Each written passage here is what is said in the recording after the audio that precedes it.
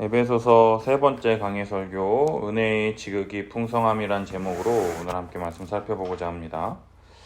지난주 복음을 듣고 믿음으로 말미암아 모든 성도들을 사랑하는 삶의 모습이 에베소 교회에 나타남을 듣고 하나님께 감사하며 더욱 하나님을 알기를 원하는 기도를 하는 이 바울의 모습을 볼 수가 있었습니다.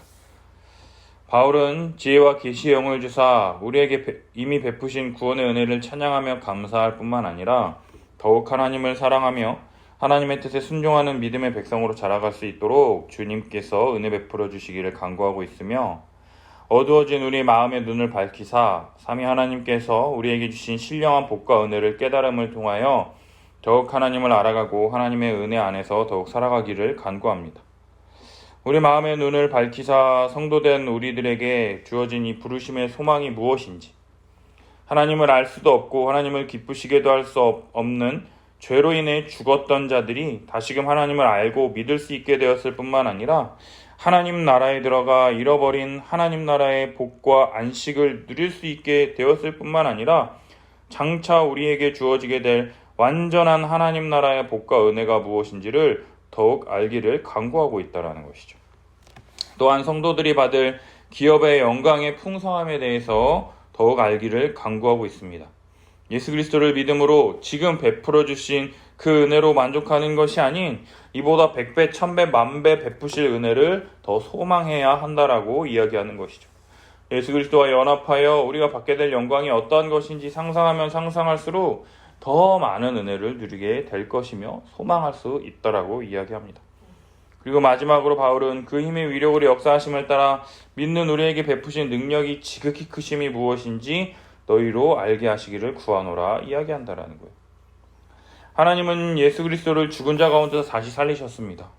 그리고 하나님은 그리스도를 자기의 오른편에 앉히사 그 모든 것들보다 뛰어나게 하시고 만물을 그 발 아래 복종하게 하셨다라는 것이죠.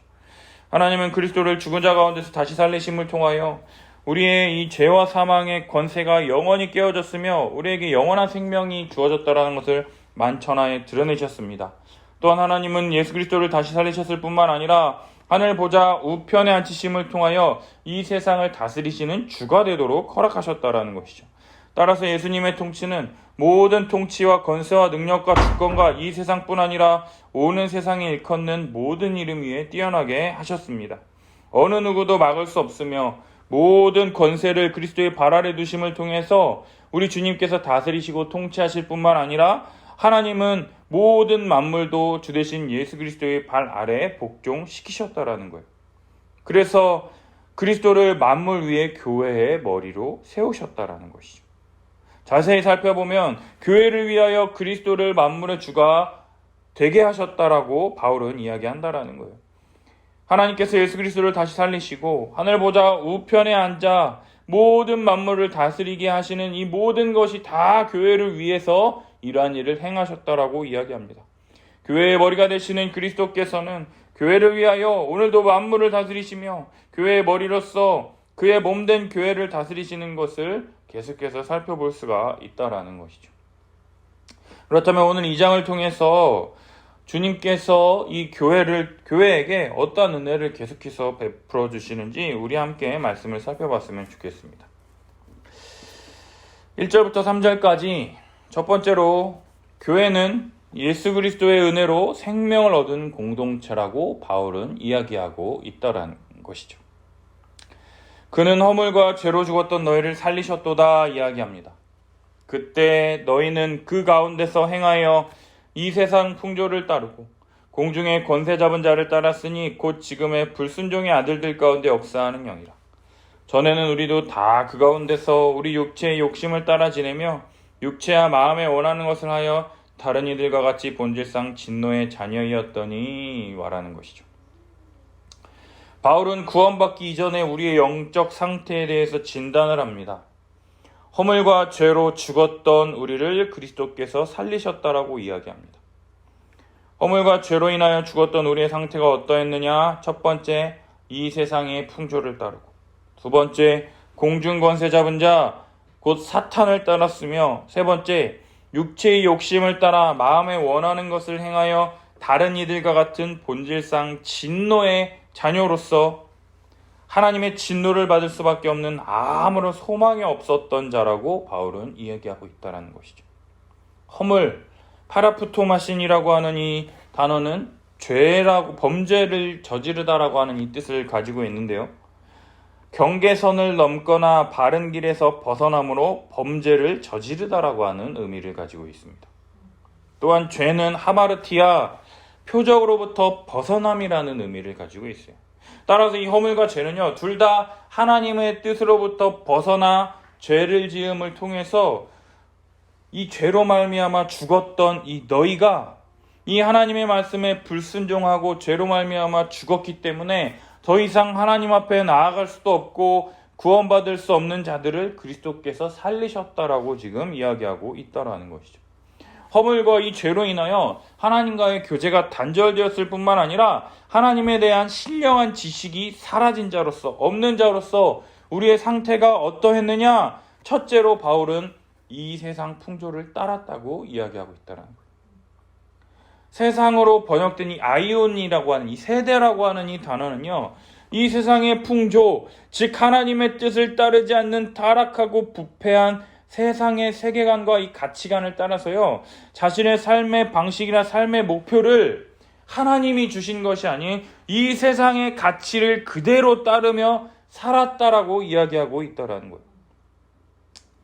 우리식으로 말하면 적어도 서울에 아파트 한 채는 있어야 되고, 은퇴 이후에도 월 300만 원 이상의 연금이나 투자 수익이 있어야 진정한 노후를 즐길 수가 있으니, 비트코인이나 주식에 대해서는 반드시 조금이라도 투자를 해야 하고, 또 아이의 교육을 위해서는 할아버지의 재력과 엄마의 치맛바람과 아빠의 무관심이 아이를 서울대에 보낼 수 있다는 이러한 이 가치관과 이런 삶의 방식들, 불과 1, 2년 전만 하더라도 호캉스 이래가지고 호텔에서 바캉스를 즐기는 것이 유행했었는데, 지금 코로나 때문에 실내에서는 있을 수 없으니까 사람들이 다 야외로 나가서 캠핑하고 차박하고 이런 것들이 유행하면서, 코로나 시국에 교회를 나갈 수가 없으니까 안 나가도 되니까 인터넷으로 예배 드려도 되니까 하나님의 말씀과 뜻과는 아무런 상관이 없는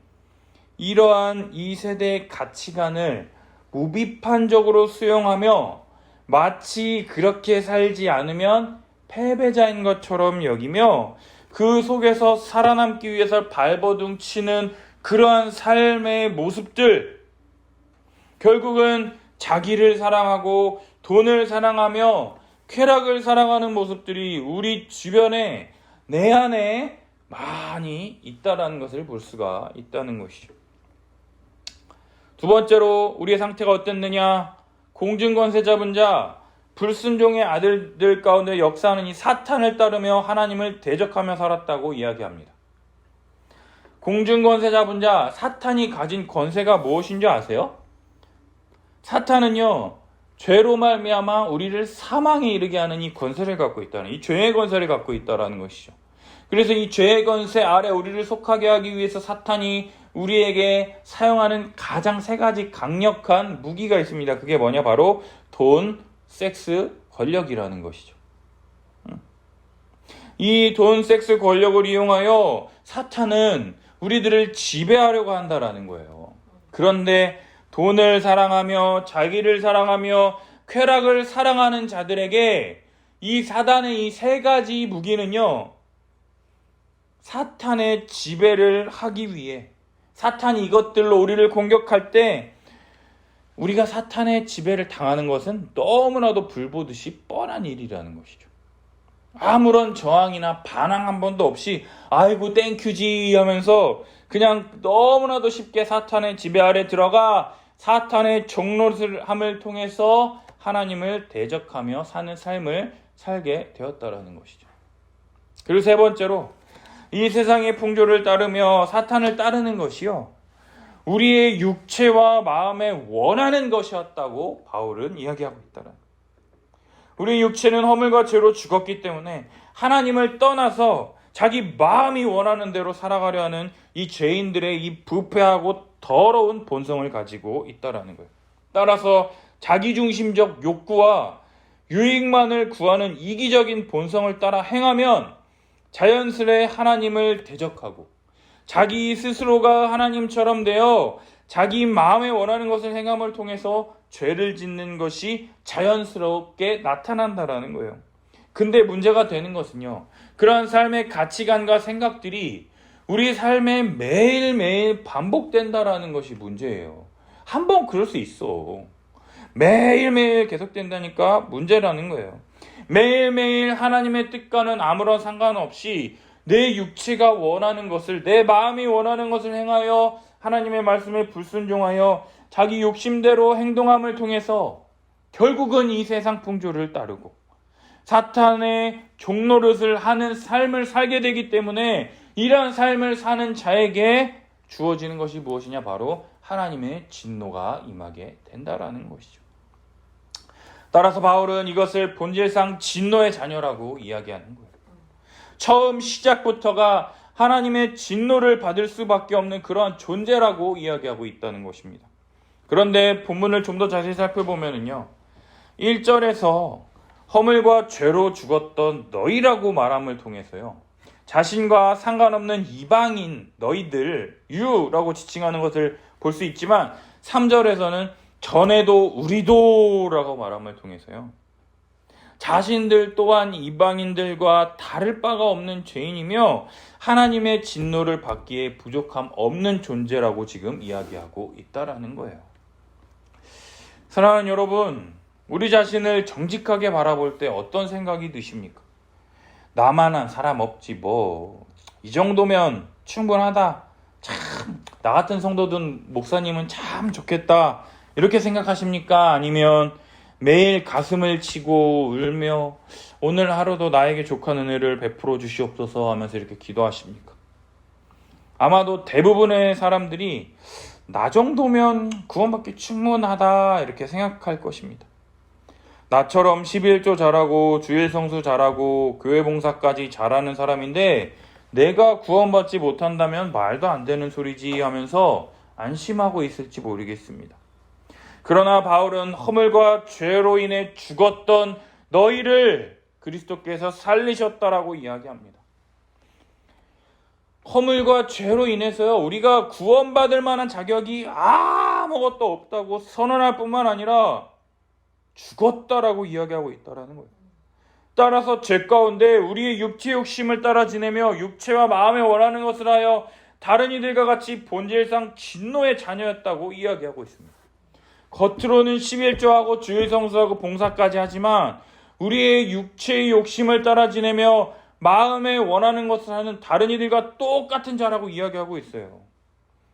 이 세상의 풍조를 따라서 아파트 한 채 마련하기 위해서 죽을 똥말똥 애쓰며 하나님께서 우리 인생을 주관하시고 돌보신다라고 하는 이 믿음보다는 내가 세운 계획이 하나하나 차근차근 이루어질 때 얻게 되는 만족과 성취들이 나를 더욱 지켜줄 것 같고 인정해 주는 것 같고 또 내 통장의 잔고가 나의 인생과 나에게 더 많은 풍요와 안정을 가져다 줄 것만 같은 그러한 착각 속에서 동일하게 하나님의 뜻과 하나님의 은혜를 찬송하는 것 대신에 자기를 찬송하며 자기가 높임받고 자기가 영광받기를 원하는 이방인들의 삶과 다를 바가 전혀 없는 삶을 우리들이 지금 살고 있다라는 것이죠. 솔직히 말해서요, 11조 하는 거 우리 신자들은 굉장히 어렵게 생각하거든요. 근데 요즘 사람들은 어떻게 생각하는 줄 아세요? 자기 개발하는데 한 3, 40만 원 돈 쓰는 것처럼 교회 나가서 인맥도 쌓고 관계도 맺으니 그냥 뭐 월 회비 정도라 생각하고 11조 내는 거예요. 뭐 3, 40만 원 정도 그냥 쉽게 내지 뭐 이렇게 생각하고 또 대인관계에 있어서 성실함은 기본이잖아요. 약속을 지키는 것은 기본이잖아요. 그러니 주일 성수하는 건 사람들과의 약속을 지키는 것처럼 하등의 문제가 되지 않아요. 그리고 또 내가 사회에서도 이런 일 하고 저런 일 하고 이런저런 능력이 있으니 내가 가진 것 재능 기부하는 셈 치고 교회에서 뭐 하나 해보지 하면서 할 것 다 하면서 여전히 자신의 육체의 욕심과 마음에 원하는 것을 행하며 지내고 있는 사람들이 교회에 수두룩빽빽하다라는 것이죠. 사랑하는 여러분, 교회가 무엇인지 아십니까? 예수 그리스도로 말미암아 새로운 새 생명을 얻은 공동체가 바로 교회예요. 허물과 죄로 인하여 하나님과의 관계도 끊어지고 사람과의 관계도 끊어진 아무것도 소망할 수 없는 그러한 자가 바로 우리들이었습니다. 따라서 세상 풍조를 따르고 공중권세 잡은 자를 따르며 마음에 원하는 바와 육체에 원하는 바를 행하며 살 수밖에 없었다라는 것이에요. 그러나 이제는 예수 그리스도로 말미암아 우리가 새 생명을 얻게 되었습니다. 따라서 이제는 더 이상 이 세상의 풍조가 아닌 하나님의 뜻과 하나님의 영광을 위하여 살 수 있는 자가 되었다라는 것이죠. 하나님의 형상대로 창조된 자로서 하나님께서 우리에게 맡기신 사명을 이룰 수 있는 자가 되었습니다. 저 자식 먹여 살리기 위해서 열심히 일하는 존재에서 열심히 죽어라 일하니 몸이 피곤하잖아요. 그러니까 저녁 때 그냥 술 한잔하고 다음날 다시 힘내서 열심히 일하는 세상 풍조를 따르는 자였다면 이제는 왜 열심히 일해야 하는지, 이 일을 통해서 보람을 느끼고 이 일을 통해서 하나님께 영광 돌릴 뿐만 아니라 교회에 많은 유익과 도움이 되기 위해서 일을 한다는 것이죠.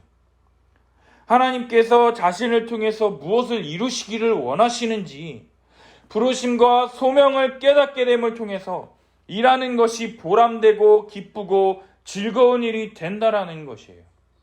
따라서 그 일이 사람들 보기에는 보잘것없고 가치 없는 일일지라도 하나님께서 내게 맡기신 일이라는 것을 알게 될 때 즐겁고 보람있게 즐기며 일할 수 있다라는 것이죠. 그러나 많은 성도들의 기도 제목과 이 바람들을 들어보면은요, 여전히 자기중심적이고 하나님께서 자신들을 위해서 많은 은혜를 베풀어 주셔야 한다라는 것들이 아직도 몸에 박혀 있다라는 것이죠. 그런데 정말 하나님께서 정말로 오래 참고 계시다는 생각은 전혀 없는 것 같아요. 하나님이 정말로 어떠한 분이신지 안다면 저딴 소리 못할 텐데, 저렇게 말 못할 텐데, 그냥 오늘 밤 하나님이 소리 소문 없이 그냥 당장 죽이셔도 찍소리 못하는 게 바로 우리 현실일 텐데, 왜 나에게 이것 안 해주냐고, 하나님 왜 나만 이거 안 해주냐고, 하나님 나 하나님 안 믿을 거라고 울고 불고 난리치는, 전혀 그리스도께서 새 생명으로 살리실 만한 가치가 전혀 없는 자라고 우리 스스로 고백하고 있다라는 것이죠. 그런데 본질상 진노의 자녀였던 자들이 어떻게 구원을 얻게 되었습니까? 교회는 하나님의 긍휼로 말미암아 그리스도와 함께 연합함으로 구원을 얻게 되었다라고 바울은 이야기하고 있다라는 것이에요. 긍휼이 풍성하신 하나님이 우리를 사랑하신 그 큰 사랑을 인하여 허물로 죽은 우리를 그리스도와 함께 살리셨고 또 함께 일으키사 그리스도 예수 안에서 함께 하늘에 앉히셨다라고 바울은 이야기합니다. 하나님의 풍성하신 긍휼로 말미암아서 죄와 허물로 죽은 우리를 그리스도와 함께 살리셨습니다. 아멘. 앞서 살펴본 본질상 진노의 자녀, 전혀 구원받을 만한 어떠한 자격도 어떠한 조건도 갖추지 못한 우리들, 이방인과 우리들을 포함한 모든 사람들에게 상상도 할 수 없는 놀라운 일들이 펼쳐지게 되었다라는 것이죠. 어떻게 이러한 일들이 우리들에게 펼쳐지게 되었습니까? 바로 긍휼이 풍성하신 하나님, 우리를 사랑하시는 하나님의 사랑으로 말미암아 우리를 그리스도와 함께 살리셨고 함께 일으키사 그리스도 예수 안에서 함께 하늘에 앉혔다라고 바울은 이야기합니다. 우리를 구원하시려는 원인이 우리에게 있는 것, 우리의 어떠한 조건이나 우리의 태도에 달려있는 것이 아니라 하나님 자신, 하나님의 사랑의 근거에 있다라는 것을 우리에게 나타내 보여주신다라는 거예요.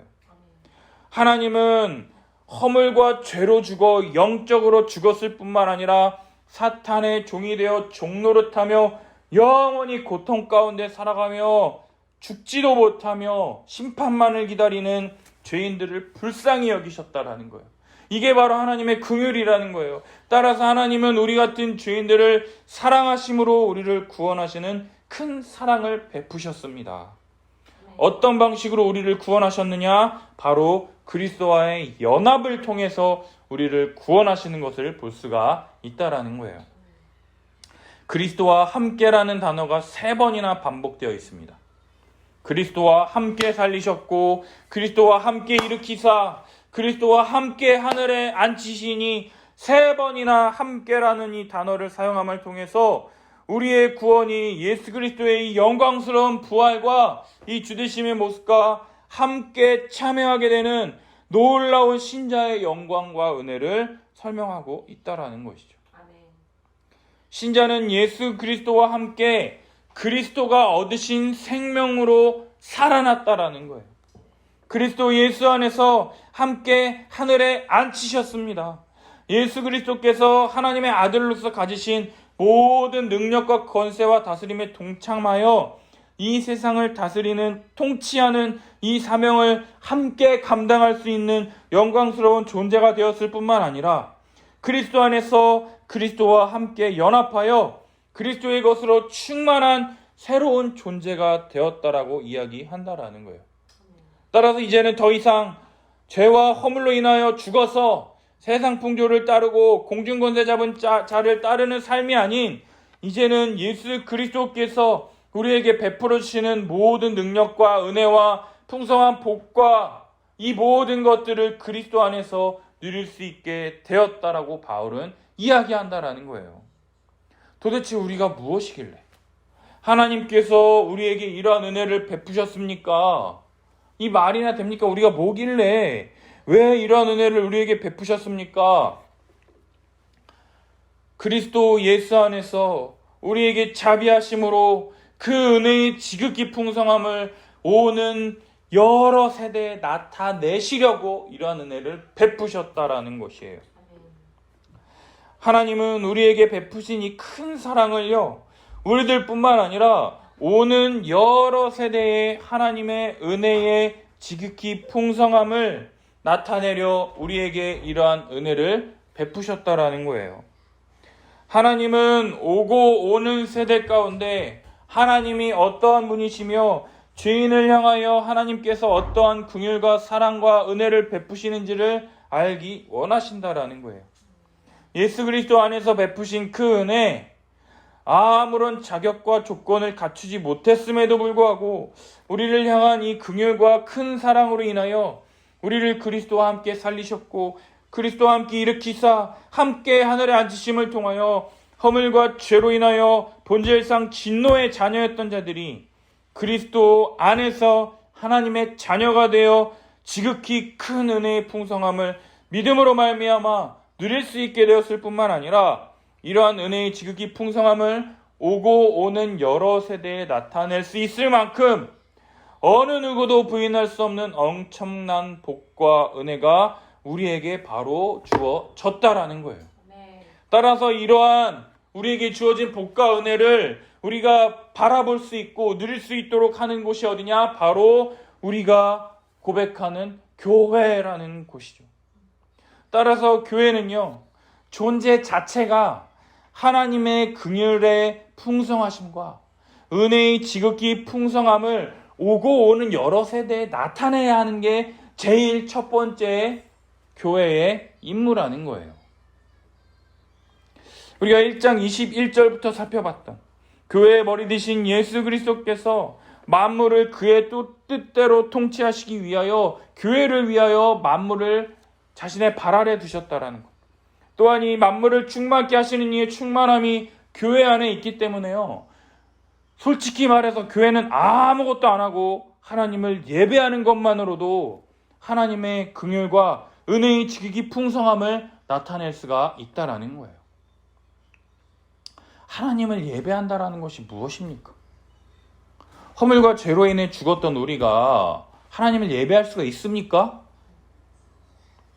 죄인된 자를 긍휼히 여기시는 하나님의 은혜를 이 지극히 크신 이 은혜의 풍성함을 계속해서 선포하고 가르침을 통해서 많은 사람들이 하나님의 뜻 가운데 더욱 하나님을 참되게 예배하고, 불신자들 또한 그러한 신자들의 모습을 바라보며 자신들 또한 그러한 은혜가 자기들에게 부어지기를 원해서 함께 교회에 나아오기를 바라는 것, 이것이 하나님께서 가장 기뻐하시는 일이라 할 수 있다라는 것이죠. 우리가 이거 경험하잖아요. 400만 원, 500만 원 이상 버는 사람들이 그 집은 어떻게 살아? 근데 우리는 그렇게 돈이 없잖아요. 근데 거기는 어떻게 살아? 라고 하는데 그들과 별반 차이 없이 잘 지내잖아요. 그럼 우리 뭐라 합니까? 하나님의 은혜로 삽니다 라고 말하잖아요. 그러니까 사람들이 나도 그랬으면 좋겠다 이렇게 말하는 것들, 뭐 말에 불과하겠지만, 그러한 신자들의 삶을 통해서 나에게도 그런 하나님의 복과 은혜가 주어졌으면 좋겠다 라고 하는 것, 그래서 그들을 교회로 불러들일 수 있도록 하는 것, 그것이 바로 교회의 원래의 삶이라는 거예요. 따라서 교회를 통해서 사회를 변화시키고 개혁하는 것 좋습니다. 좋아요. 그러나 그것이 본질이 아니라 교회가 교회다워지는 것, 교회가 존재 자체로서 하나님의 긍휼과 은혜의 지극히 풍성함을 나타낼 수 있다고 바울은 이야기한다라는 거예요. 교회 자체가 복음이라고 이야기하고 있다라는 거예요. 여기서 막 사회 운동해야 된다, 개혁해야 된다, 이런 사람들은 이런 말 굉장히 싫어해요. 교회를 이용해서 뭘 해야지 왜 니들끼리만 잘 먹고 잘 살라 그러냐 막 이렇게 얘기한다라는 거예요. 근데 교회의 1차적인 목표는요, 불신자들을 회심하게 시키는 일이 제일 첫 번째예요. 복음을 가르쳐야죠. 이 지극히 크신 은혜의 풍성함과 하나님의 긍휼을 통해서 하나님을 예배할 수 있을 때 그들이 말하는 그런 삶을 살아갈 수가 있다라는 거예요. 근데 이러한 삶을 살지 못하면서 그런 사회 개혁을 한다? 어불성설이라는 거죠.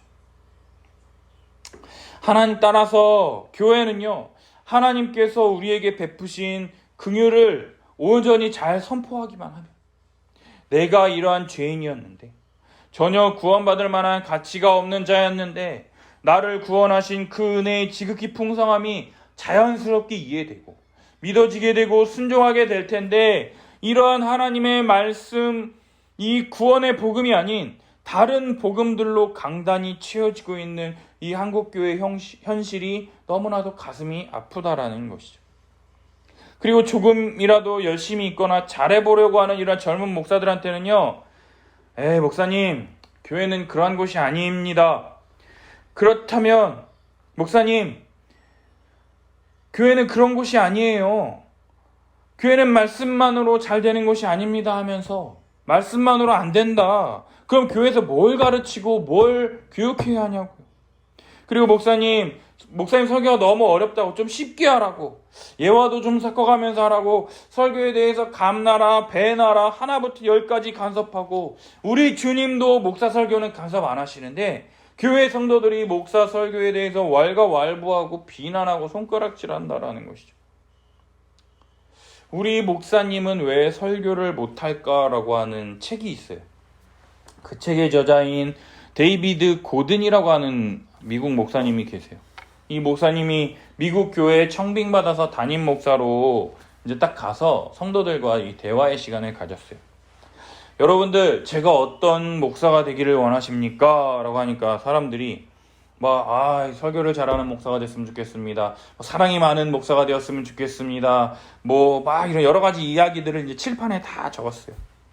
그래서 사람들이 얘기하는, 그럼 설교 잘하는 목사가 되었으면 좋겠습니다 라고 해서, 그럼 설교를 잘하려면 어떻게 해야 할까요? 그랬더니 헬라어를 공부해야죠, 히브리어를 공부해야죠, 독서를 많이 해야죠, 성경을 연구해야죠, 여러 가지 얘기가 나오는 거예요. 그러면은 어느 정도 성경을 연구해야 설교를 잘할 수 있을까요? 이렇게 성도들이 하루 한 3-4시간은 계속 연구해야겠죠? 막 얘기하고, 그러면은 헬라어 히브리어 공부는 어떻게 해야 될까요? 하루 1시간씩 계속 꾸준히 해야겠죠? 그러면 독서는 어떻게 해야 될까요? 한 달에 한두 권은 읽어야겠죠? 그럼 독서하는데 하루 1시간 이렇게 시간을 딱딱 빼고 하니까는 성경 연구 하루에 3, 4시간 한다고 4시간 해본다고 치니까 6일 동안, 주일을 제외한 6일 동안 6, 4, 24 하루가 날아가는 거야. 성경 연구 하루만 하기 위해서. 그리고 또 헬라어, 히브리어, 독서, 또 뭐 신방을 해야 됩니다. 상담을 했으면 좋겠습니다. 뭐 교육을 잘 가르쳐 줬으면 좋겠습니다. 막 여러 가지 얘기를 막 하고 하니까 이 고든 목사님께서 마지막에는 여러분, 저는 이 교회에 담임을 못하겠습니다. 이렇게 얘기했대요. 자기들이 칠판에 적어놓은 걸 보니까 이건 목사님 혼자 못하는 것들을 자기네들도 다 이해를 하겠거든요. 그런데요, 성도들은 목사를 신처럼 생각한다라는 거예요. 따라서 자신들도 못하는 것들을요, 목사들에게 요구하는 경향이 많이 있습니다. 자신들은 말씀대로 못 살아도 목사는 말씀대로 살아주길 바라는 이런 이기적인 욕심들, 우리들도 다 가지고 있을 겁니다. 그래서 결국 고든 목사님이 뭐라고 얘기했느냐, 여러분, 여기 있는 것들 저는 다 할 수 없습니다. 그러나 이것 중에 단 한 가지만큼은 꼭 하겠습니다 라고 말해서 성경에 나타난 그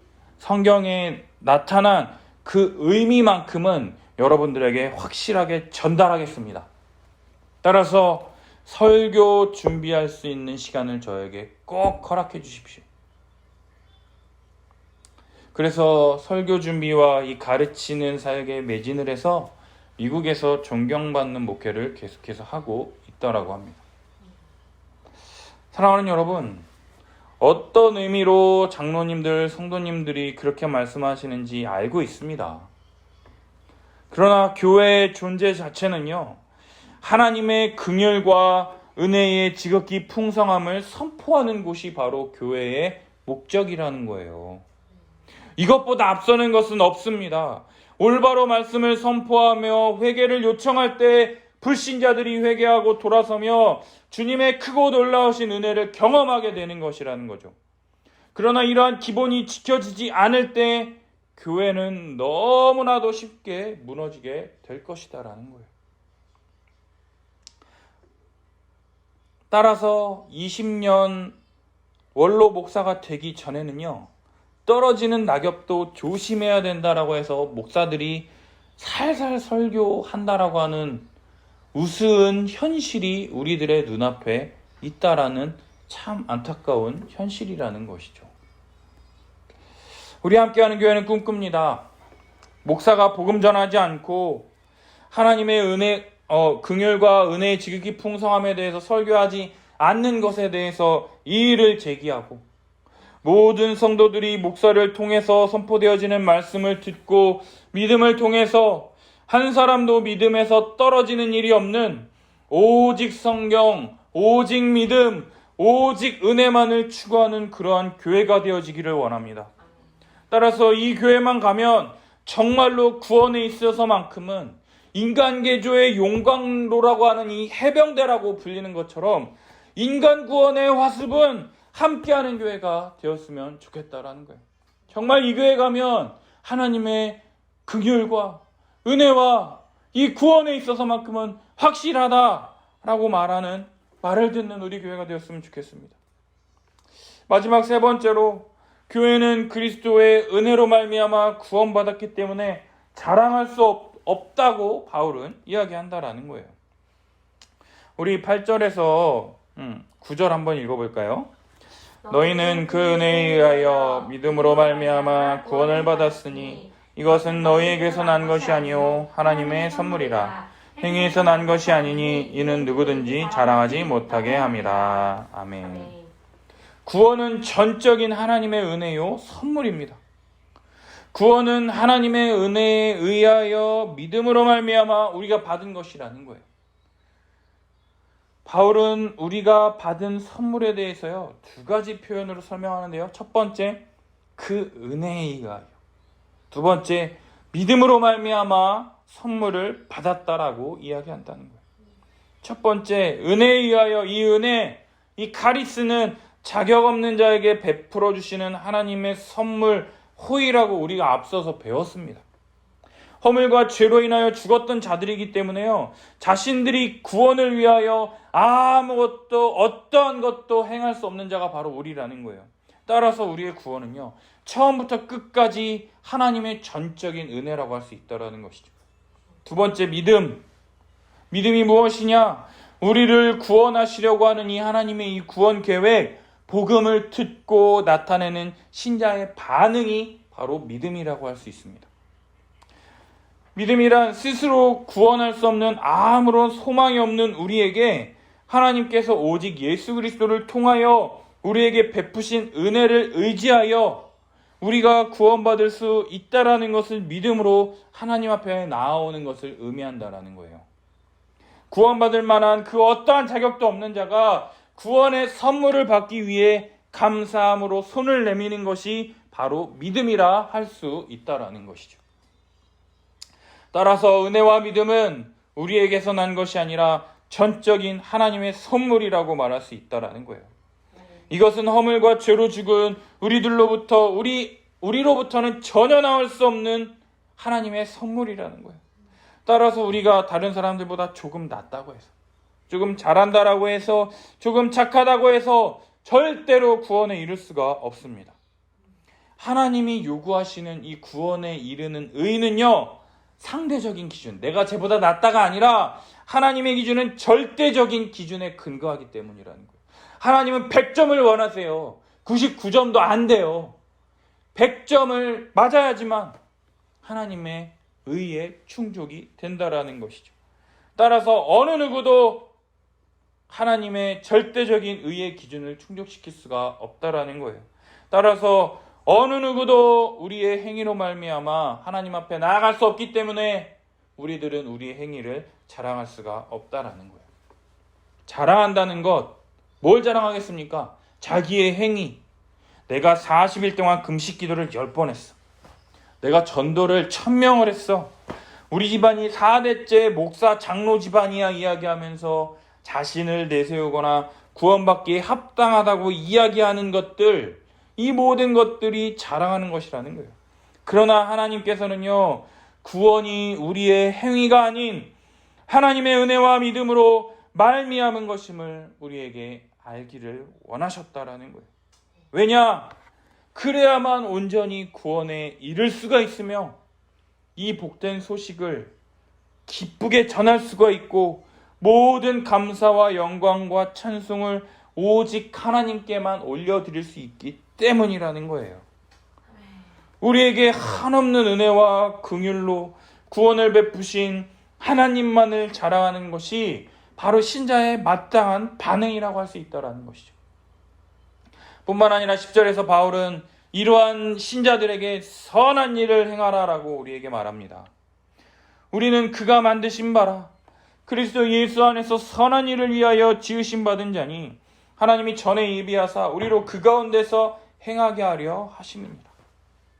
우리는 하나님께서 만드신 새로운 존재, 우리를 예수 그리스도의 십자가를 통하여 완전히 이전과는 다른 새로운 존재로 창조하셔서 새 사람이 되게 하셨습니다. 따라서 우리는 하나님의 걸작품이라 말할 수 있다는 거예요. 그리스도 예수 안에서 지으심을 받은 새로운 존재, 바로 이것이 구원이라는 것이죠.